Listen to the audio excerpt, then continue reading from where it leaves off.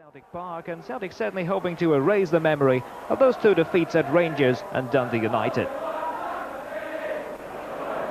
Most of the early attacking came from the Parkhead club against a somewhat shaky Hamilton defence. Joe Miller here pouncing, and the shot just wide. Celtic continuing to thrust their way forward. Andy Walker's measured cross to the far post, and Frank McAvenny on the turn, nearly opening the scoring. We did see one or two occasional early attacks from Hamilton. Paul McDonald's cross here finding Colin Harris, but the Celtic defence once again standing firm. Celtic known as perhaps the most cavalier side in the B&Q League Premier Division. On the raid from the right side here, Chris Morris with a cross. Joe Miller making it 1-0. Miller's first goal of the season coming after 7 minutes.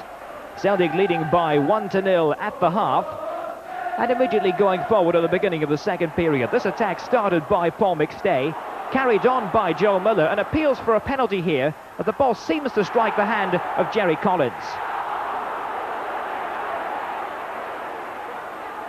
Collins moving onto the ball, and the left hand making contact with the ball. Frank McAvenny's cross for Celtic cleared away by the Hamilton defence. But Paul McStay, as ever, in the thick of the action. This draw back to Chris Morris. Again appeals for a penalty, waved aside as Andy Walker. Joe Miller once again on the ball for Celtic. The Hamilton defence this time standing firm. Paul McStay, forever the architect for Celtic, trying to engineer attacking moves, but watch this turn from Frank McAvenny. Great finish to an excellent move. 2-0 Celtic. McAvenny with his back to goal, jockeyed for position, and a marvellous 15-yard shot. Hamilton, though, stayed in the game right until the end, and they even managed to get a penalty. Owen Archdeacon reaching up and handling that ball. The result, a penalty for the Ackies. Archdeacon at the far post, making contact. Colin Harris against Ian Andrews, 2-1. Hamilton back in the match with 12 minutes left to go in regulation time.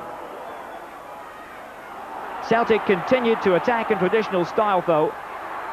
Frank McAvenny finding Andy Walker here, the cross to the far post, and Owen Archdeacon nearly getting on the end of it. Celtic 2, Hamilton 1 the final.